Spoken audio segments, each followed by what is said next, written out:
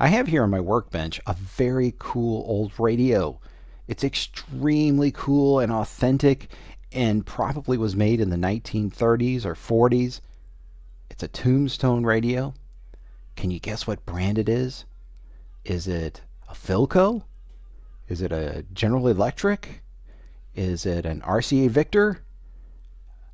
Well, actually, it's none of those. It is a Thomas reproduction radio. It was given to me to work on, and that's why I have it here on my workbench.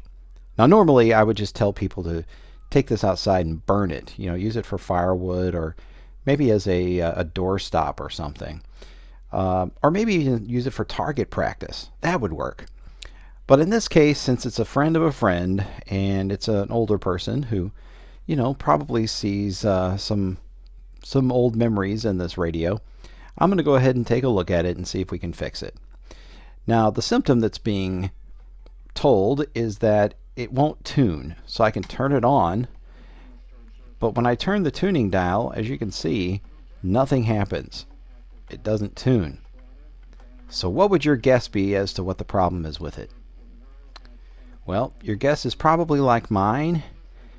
It's probably the string that wraps around the tuning dial and then wraps around that tuning button. It is probably snapped off, rotted off, or maybe even broke off.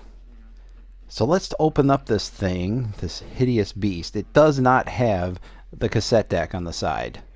That actually gives it a little bit more authenticity and credentials, but not very many. So let's open it up and see what's happening in there. This unit is a model BD109, and interestingly enough, it has an auxiliary in port on the back and is made in Hong Kong. I'm going to guess this was made in the 80s. That would be my guess. I don't know for sure, though. In any case, maybe that date code there, 8704, might be a clue. It might have been made in 87. In any case, it's strange that it has this auxiliary in port because a lot of older radios from that time period would have an auxiliary in port so that you could hook a little turntable up to it and amplify it through the radio. So what we're going to do is just take these screws out. There's 1, 2, 3, 4, 5 screws, and that will get us inside the unit. Well, we've reached the heart of the inside of this old Thomas radio, and there's no big tubes or anything in here. It's just a little speaker up here and this printed circuit board. And our next step will be to get this large white piece of plastic pulled out. You might call that the chassis, but I don't know, it doesn't really fit to call a piece of plastic a chassis. But anyway, we've got a screw down here in the lower right corner down there. There's one down the left right there, and then one of them was actually stuck to the magnet up there. So we just pulled that off. You can see it's still got the red glue type Loctite stuff on it.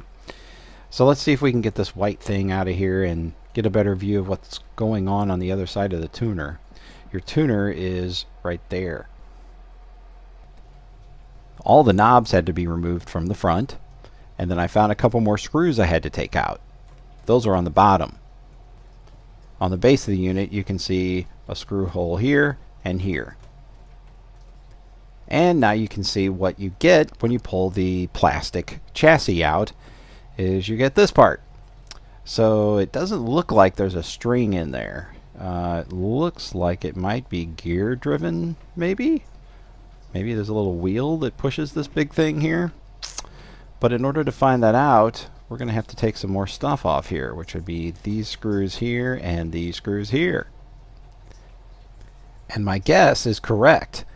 There is a rubber piece in here that turns that gigantic wheel. How bizarre. There's your power switch just above it there. So this appears to be dry rotted on there. So what could we use to replace that? Look at that. It's just pieces just coming off all over the place.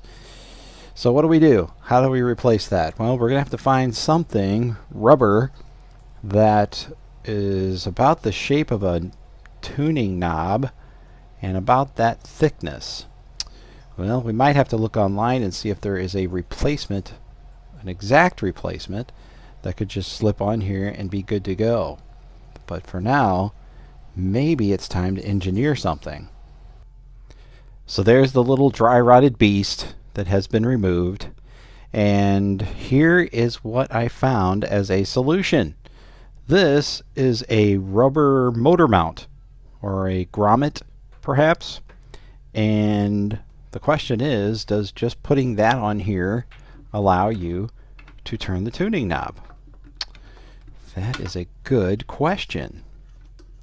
So I'm just going to kind of hold this on there because I'm holding the camera with my other hand, and let's see what happens. Well, what do you know? It works. I am now turning the dial with this rubber grommet. Very interesting. What do you think? And with that bracket back on there, let's try it one more time just to be sure before we put this thing back together. And there we go. It appears to still be working. Excellent. Much easier to deal with than a string, but still horrible engineering on their part. Really? A wheel, a rubber tire in there to turn this dial? That's just crazy. All right, let's put it all back together and test it. And now the moment of truth. Will the Thomas the Train radio actually work with the knobs and screws back in? Here we go. Turning it on. And the answer appears to be yes.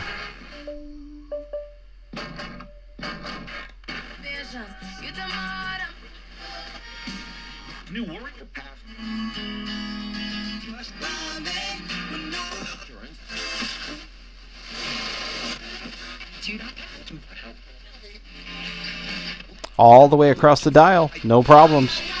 We are there, picking up all those great St. Louis radio stations.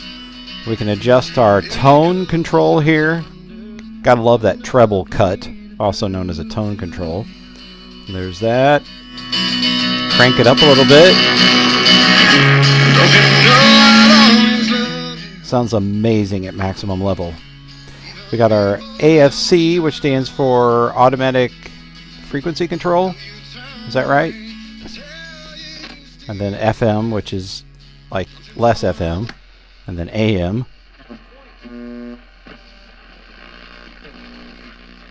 Which does appear to work, although I've got a lot of interference in my house. So all these Wi-Fi devices around. Probably have to take this out in the street to see if the AM would work. All right. Mission accomplished, kids. We are there. The semi-antique radio. It's funny because it really is an antique now, but or almost. Let's see, has it been 25 years? I guess it has. So this antique, which is a replica of an antique, is now working. So thank you for watching. I hope this is helpful to you. And this was like the easiest repair job I've ever done, I think. One of them. I mean, it's almost as easy as repairing tires on a VCR. Yeah. So anyway, please subscribe, share, leave a comment, like, and I appreciate you watching. Goodbye.